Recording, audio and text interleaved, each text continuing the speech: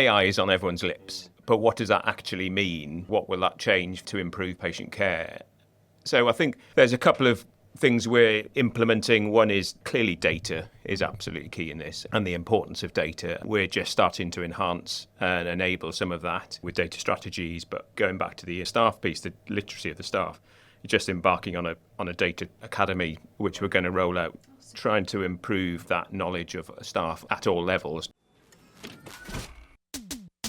Hello and welcome to The Connection, where RLDatix's Chief Customer Officer Liz Jones and Medical Director Darren Kilroy are joined by leaders and colleagues from within the healthcare industry. In The Connection, we explore how people and technology in healthcare can come together to create great experiences and support patient safety. We hope you enjoy listening. Hi there, welcome to The Connection, the podcast where health tech meets the people. My name is Darren Kilroy, Medical Director RLDatix. And I am Liz Jones. We're joined by an old mate of mine and an eminent clinician, Dr. Henry Morris from Manchester Foundation Trust. But I'm going to let Henry introduce himself in a moment. Henry has a lot of experience in how you amalgamate data, information and frontline care. Over to you, Henry. Just give us a bit of background, Henry, about your journey into medicine from the earliest days. Thanks, Darren. Great to see you, and thanks for inviting me to come on here. I'm a trained clinician, went to UCL to do medicine, and enjoyed London, having come up from sunny South Wales. From London, I decided I fancied a bit of a trip to the southwest. So I went down to Taunton and Truro for my house jobs, clearly medicine being the main focus in those areas, and then transferred up, slowly moving north via North Staff, spent a fair bit of time in North Staff, cutting my teeth. My clinical specialities are emergency medicine and intensive care, and then gravitated to the great city where we're in today, Manchester, and I've been here since the year 2000, which seems a lifetime. So despite being a Welshman, I'm also now an honorary Manc. And then I've been at MFT since about 2009 and doing my clinical jobs of intensive care and emergency medicine, and then have slowly gravitated into digital health over the last probably 10 plus years. Was digital and all things digital always an interest of yours, Henry, in your earlier days? And how did you sort of foster that interest in it when you were younger? Yeah, it has. Even during my very early years, I realised the importance of how tech could make my job easier. And, given that I started, clinical medicine as a doctor in 97, we were still very much paper focused. And I remember one of the first digital things I did was back in probably 99, where we used the digital camera to take pictures of ECGs and then stood up an ECG database. So, because the key thing with ECGs is, is this a new change or an old change? And so we could, use that database. So that was, clearly very Billy Basic. But what was clear to me, and what's probably inspired me to continue to stay in digital medicine, is what a huge difference I can make to patients, and more so on that individual basis. Clearly, the patient you're caring for, but in digital health, you're talking populations, and that's why I've sort of continued in that journey, and so have sort of transitioned doing more and more in the digital field. Henry, we'll come back to it in a minute about the ECGs and take the digital pictures. Remember those days? Obviously, we used to work together many years ago when you'd be looking at a patient in emergency department, and you get the old notes and ribbons of ECGs would fall out the notes. You're trying to line up all this paper on these old ECGs, many of which have faded away, and make sort of life-critical judgments on whether or not there's a new change in an ECG based on all this old paper that's just stuck in people's notes. And that was even more so I found that intensive care, because if you've had a patient on intensive care for even a week, in paper notes, you were dealing with a massive folder, and we were spending multiple thousands of pounds a day looking after these patients, and then you'd have this rusty lever arch file at the end with pieces of paper flying out, and you're trying to think, have they had that test? And so you'd be sitting there for about half an hour leafing through the notes, like, oh yes, they have, and it was incredible. And that's recent history. Yeah, it is recent history, isn't it? It is. I mean, you Liz, you obviously from your background and all that you've been doing in health tech for all these years, you've seen it from a different perspective around how far we've come. And even that sounds like a crazy example of ECGs or paper notes on intensive care. I think we forget that some of this technology is moving at pace, and that, well, we'll get to this when we get into this chat now, but that feels like a lifetime ago when we, couldn't even conceive of taking digital photography and there was that much paper. And now we're about to go through what feels like the next revolution of it in terms of exactly what the tech can do. So I think it'd be great to explore some of your thoughts about what you think is really revolutionary. If you go, as an analogy back to your digital camera in 1999. As Liz says, then, things have moved on so quickly. It seems almost, it's really difficult, isn't it, sometimes to grapple with how fast things are moving in this area.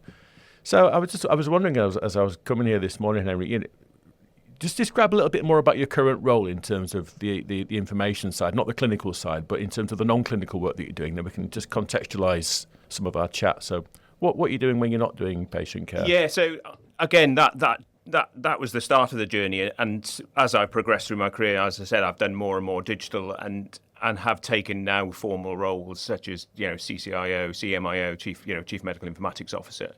And I've been doing that role probably for about 5-6 years. They didn't exist before that, so obviously I had a digital role. And so I'm now the Director of Clinical Informatics, which is essentially I'm the CMIO for the whole of our group.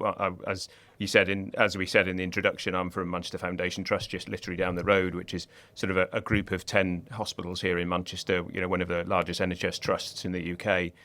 From a tech perspective, our big stamp on the road was going live with our EHR, our Epic EHR, back in September 2022. So that's now coming up to 3 years. And so clearly the role of the digital medic in that, digital clinician is much bigger. So I lead now the clinical informatics team and have now transitioned to an almost full-time job doing that, heading up the clinical informatics team. And so that what is absolutely crucial, in digital medicine is that clinical voice.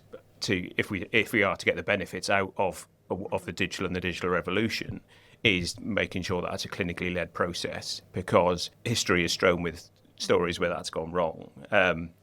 What's very interesting, there's been a recent systematic implementation in a government area which has gone not well, and you can clear if you look at what's coming out is, again, there was the huge loss of clinical leadership in that, and we're seeing that very much so as we reap the benefits of the clinical leadership in digital. Are you seeing anything change there? So when we had this, if we were talking to you 7 years ago and there were fewer people who were digitally native generationally, are you seeing some shift there that feels really different? And are you having to adapt what it means to get clinical voice in because of those generations? Yes and no, I think. So certainly yes, the digitally native, because a lot of our resident doctors, as they're coming in, our nursing students, are completely digitally native. So the fact they can do their job on an iPhone, they'd expect that. Yeah. But the contrast is you've got people ending their retirement who are really struggling with the digital, in their own world. You can see them tapping their phone, what's going on. And I see that in my mates, they get really angry with their, you think, well, mate, you've just not set up the password properly.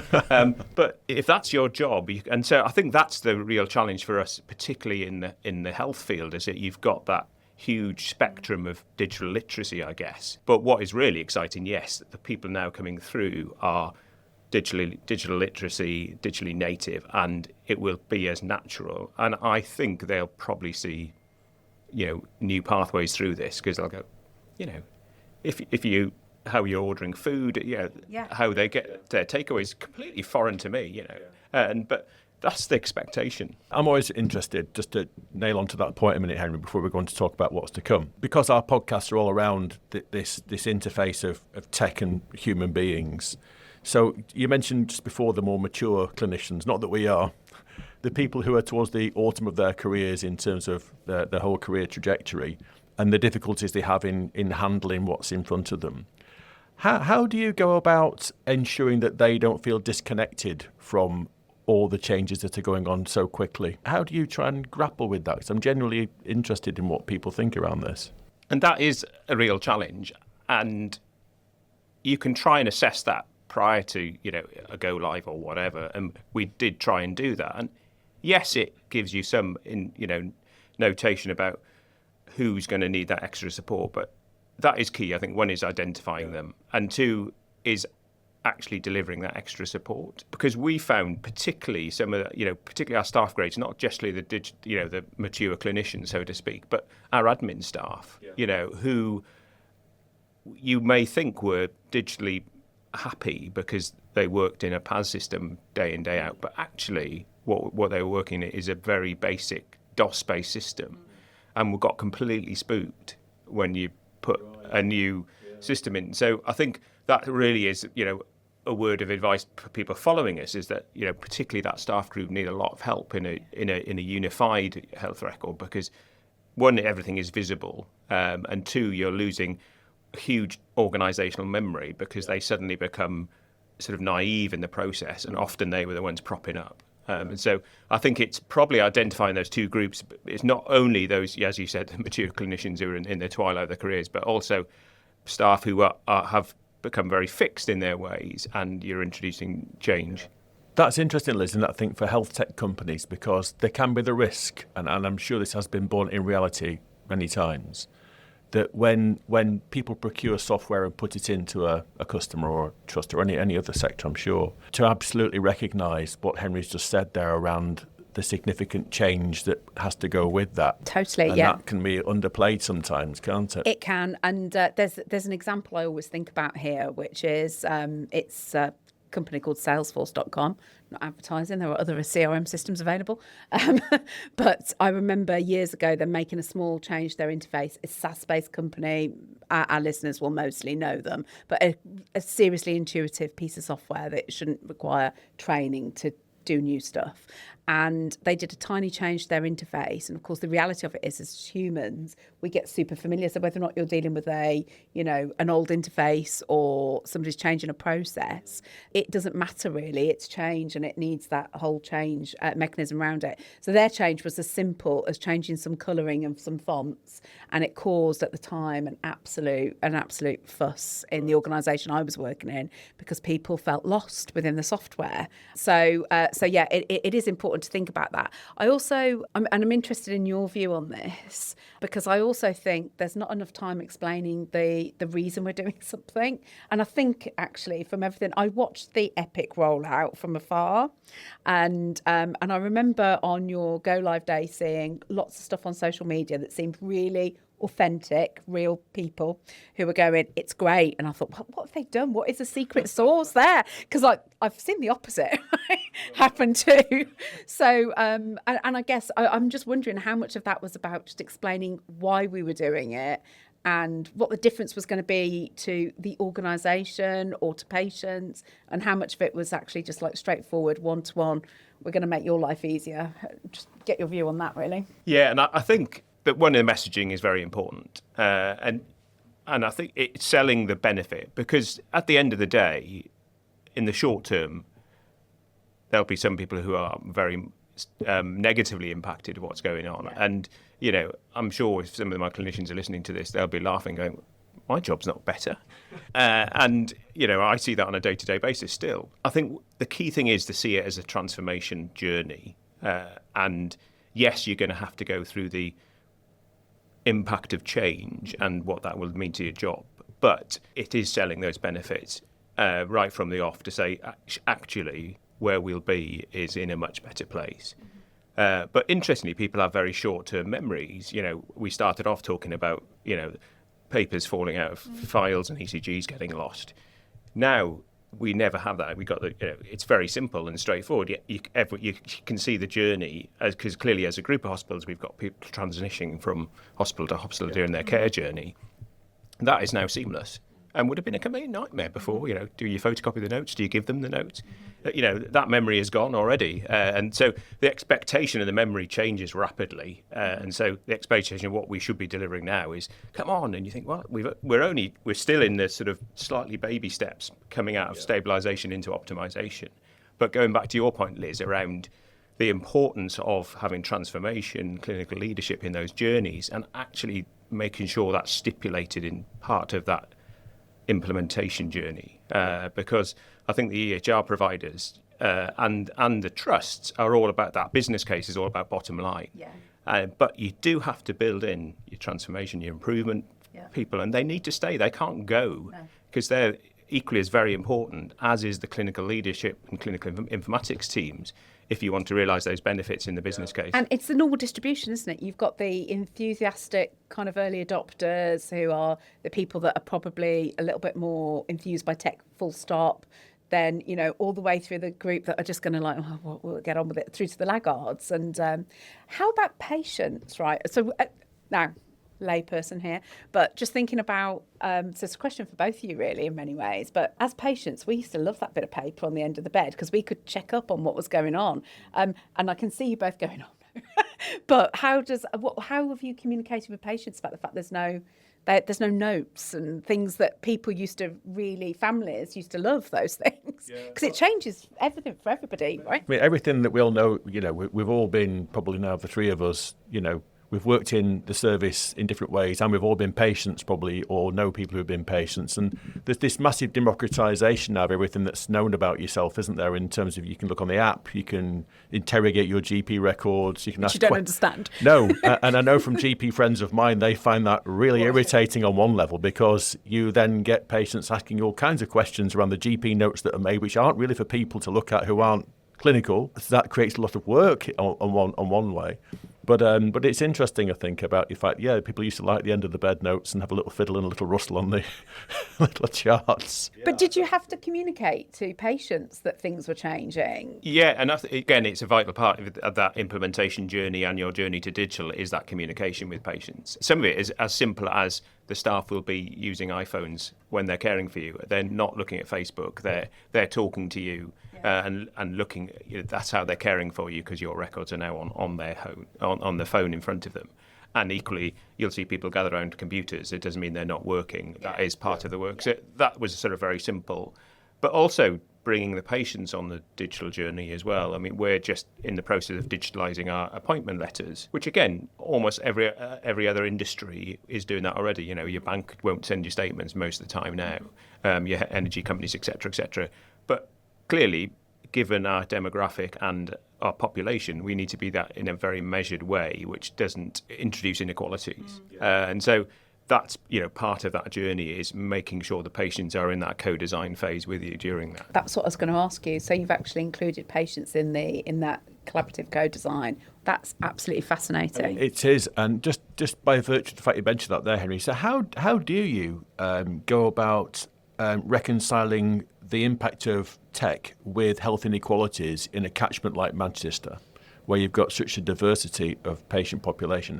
How does that play out? How do you go about approaching that? And so I think it's about the recognition of the fact that there's the potential for expanding those inequalities if you don't do a proper job on it, so to speak. And so the other key point of this, which is the balance, is actually the plan is that you actually help these patients, either because you can introduce a more simple process which they'll understand because they're using digital stuff for everything else, but equally for those who, and there is a cohort of people for whatever reason can't or won't want to get on with digital, that you'll have more time to help them.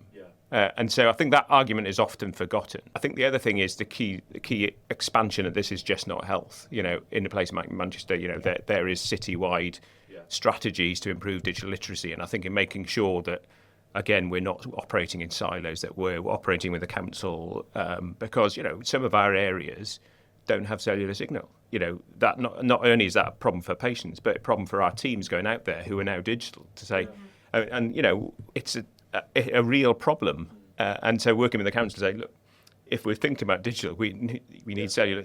That's in a modern city.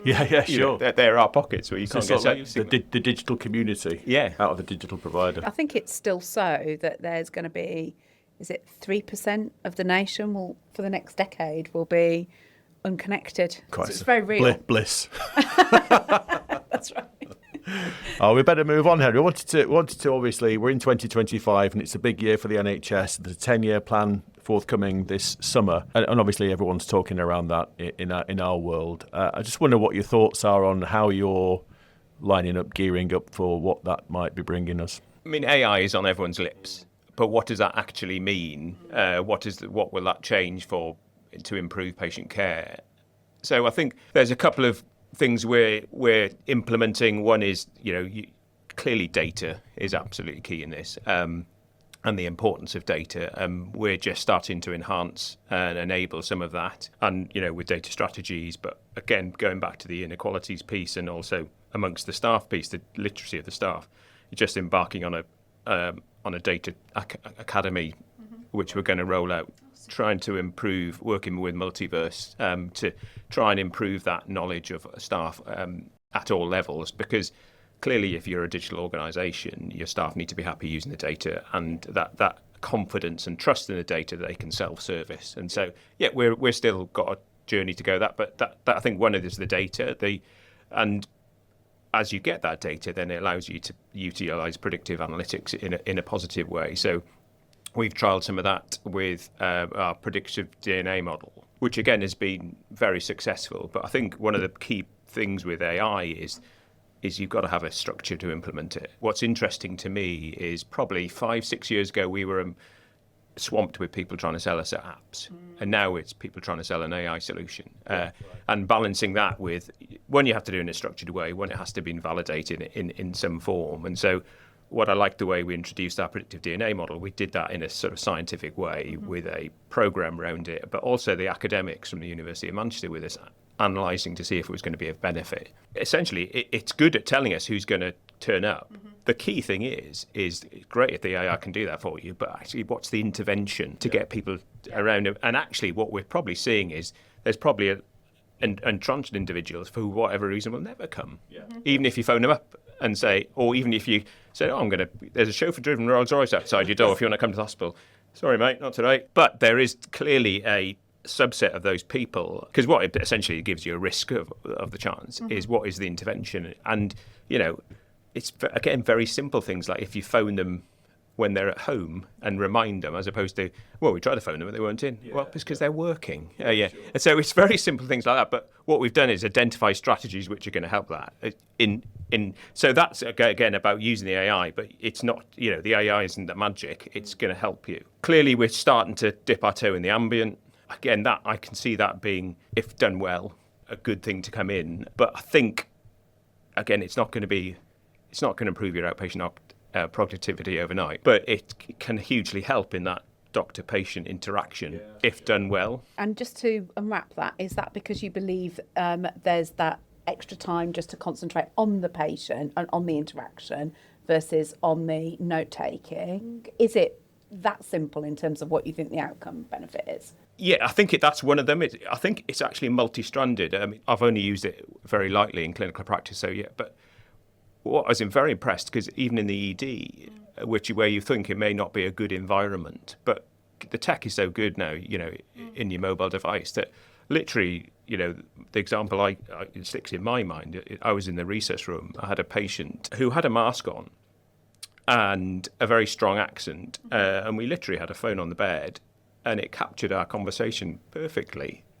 What it allowed me as an emergency physician is then have that time to analyse what had been said, but also that transcript is then in the notes for other people to come back to, because the reality of ED is your history is one of your main clinical tools, and so to have that captured for you, because I know in my mind I've answered them loads of questions and ruled things in my head, but by the time I've got to either type that, about 5 people have said, "Can you look at this? Oh, can you look at this?" And so I get back and you think, I'm sure I asked them about that. But there it is, all captured. But then if people can go back and say, oh, look, they did. That's fascinating, Henry, because it goes right back to our earlier clinical days where, the old adage was absolutely true, wasn't it? That the patient was asked this, the history was taken 5 times as you came into hospital by 5 different people, and they're all making notes in the notes and variations of the truth. So it's intriguing to think that you have a record of the native conversation that took place when they first presented. Is fascinating, and that's there for all to hear.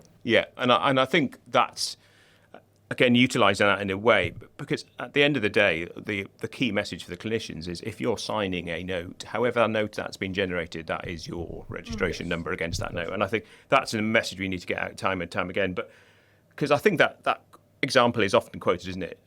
It's always renal colic when they come in, which is the example they had. But actually, the nuances of history is very important, and a very experienced clinician will be asking things as the journey progresses. But if they can see that those things have been answered, they can be even more targeted in what they're going to ask. Well, just thinking about some of the inquiries more recently across the country that have talked about culture. And some of the work that, some of the people we've had present in terms of microaggressions and different behaviours, it's actually quite amazing to think that you're going to have this window on actual behaviour, because so much of it is through how language is used. Thank you for joining us on today's episode of The Connection. We hope this episode has provided you with valuable insights on the role that both technology and people play within the healthcare landscape. For more information and resources, visit RLDatix.com. Don't forget to subscribe to The Connection on Apple Podcasts, Spotify, or any other podcast platform you use. Join us next time as we continue to explore how healthcare is impacted by connecting people and technology. On behalf of the RLDatix team, thanks for listening.